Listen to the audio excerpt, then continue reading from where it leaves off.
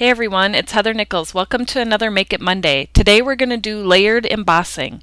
If you have been stamping for a while, you have probably done embossing. I'll walk through the steps with you here, especially if you haven't done it before, and then we'll go to the next step where we're going to layer some embossing on top of each other. So I've inked up my stamp, and this is from Framed Out number 11 with Versamark ink, or you will need some other sort of embossing ink that the embossing powder can stick to. So I've stamped it in Versamark ink. I'm adding a clear embossing powder to the stamped image, and the powder will stick where the Versamark ink was stamped. Now I'm heating it with my heat tool. It's really important when you're doing this that you don't overheat your project, otherwise your embossing powder is just going to absorb into the paper and it's not going to be raised and pretty on the paper. So don't heat too long. You can also burn your paper.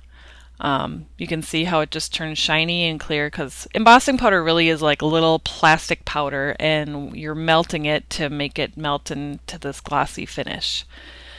So I'm getting the stamp to layer. I'm going to use the smaller inside frame, and I'm going to layer it kind of on the side of this larger frame that I've got embossed onto the die cut. And that die cut is the Matte Stack 6 die cut, the largest one, and it's from Pure Poppy ink. I'm switching embossing colors now too, because I'm not going to emboss this smaller frame in clear. I'm going to do it in white. So I'm putting the embossing powder back into the container. A little container like this is great for keeping the powder kind of under control. I use a little brush to kind of help me brush the powder back into the container.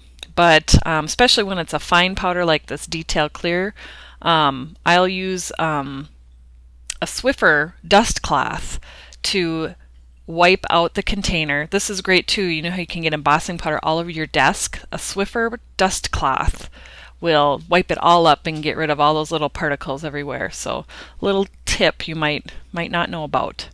So now I'm going to use white embossing powder for my other images. One thing I found is if you're using like the opaque white and the clear together, you need to do the clear first and do the white on top, because if you do the white first, when you emboss it too much, the white really spreads out. And you're going to see it spread a little bit here on top of the clear, but it's not as bad as if you stamp the white first and do the clear over the top. So, and heat it till it just melts. Don't linger with the heat tool, because then you're really going to have a mess with embossing powder melting everywhere. So you can see where it does cover the clear, there's a little bit more spread with the embossing powder than on the regular cardstock. And you're going to want to experiment with embossing powders that you have and layer on top of each other and play around with doing the images and see what kind of effects you can get with the different embossing powders you have. I'm going to do one more little heart on the other side. This is a solid heart. This heart is from Taggett's number 11. I had some white ink on the edge, so embossing powder stuck to it. Just took my brush and brushed all the extra away. Heating up that little heart that's embossed on the edge of there in white. And again, not too much. You don't want to make the embossing powders melt and spread into each other, just until they melt. I did another one where I put two outline hearts kind of on there, and I didn't like it as well, but it's just sitting there. So there it is if you want to see it. I'm going to add some sentiments from the Taggett's number 11 set to the other side of my hearts. This is the I love you, and this is just true black ink.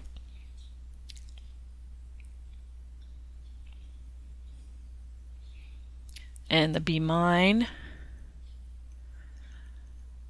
This is kind of just showing off the beauty of clear stamps, how you can see right where you're going, what the little sentiment's going to look like, and get it pretty much exactly where you want it. And then the little XOXO.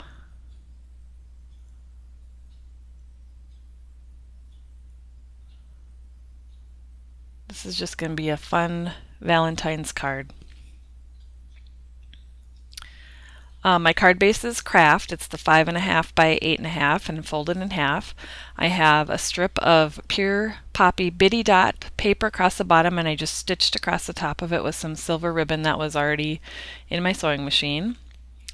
And I'm going to have the matte stack die kind of go off the edge of the paper, so I'm going to get my scissors and we're going to trim that little edge off.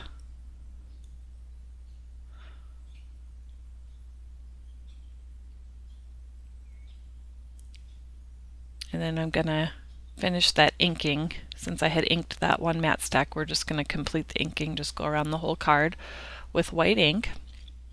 And then finally I'm going to add just a little detail, a heart brad. So I've got a foam mat underneath and I'm using a paper piercer to help me attach the heart brad into there.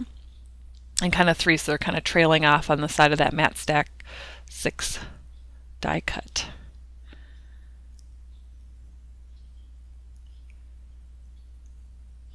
One thing I like to do is with my piercer tool, I'll use the end of it to kind of flatten that brad just so everything's laying as flat as it possibly can.